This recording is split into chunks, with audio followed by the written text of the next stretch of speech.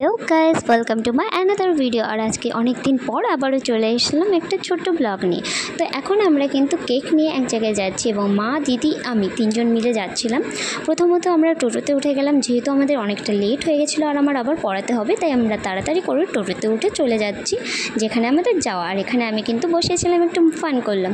আর এদিকে যেতে যেতে দেখছি দুর্গা ঠাকুর নিয়ে যাচ্ছিল আর এদিকে র্যালিও বেরিয়েছিল, তবে কোথাকার এটা আমি জানি না। দেখো কত সুন্দর লাগছে। আমাদের গাজলে কিন্তু এখন মনে হচ্ছে দুর্গাপুজোটা চলেই এসছে।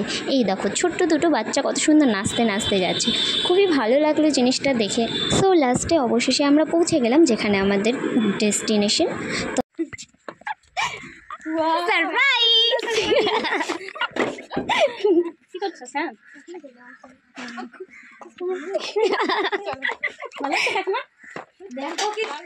আজকে কিন্তু সবাই চলে এসেছি। এই অন্ধকার হয়ে গেল, দাঁড়া। খুব সুন্দর। এখানে রাখ না। ফ্যানটা দে বাইরে।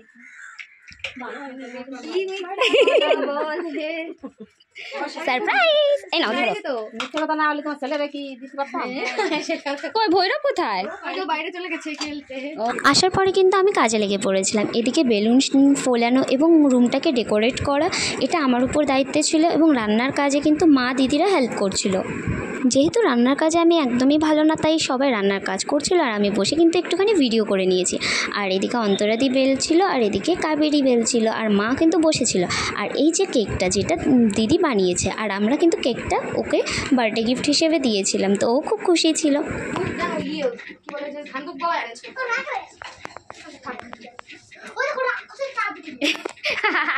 বলে রাক্ষসের চাঁদ উঠেছে।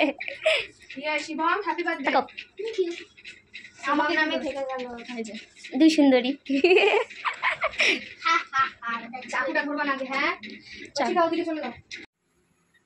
ধরতে দাও বাবা। হ্যাঁ ওই দি তাহলে ভিডিওটা কর।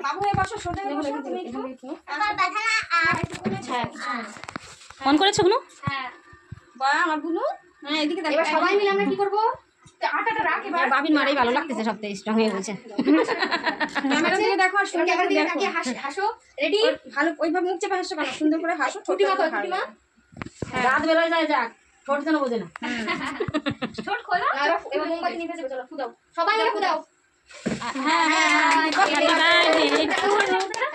সবাই শিখা, তুমি ছাড়বা না। হ্যাঁ রেডি? আমি কাটছি।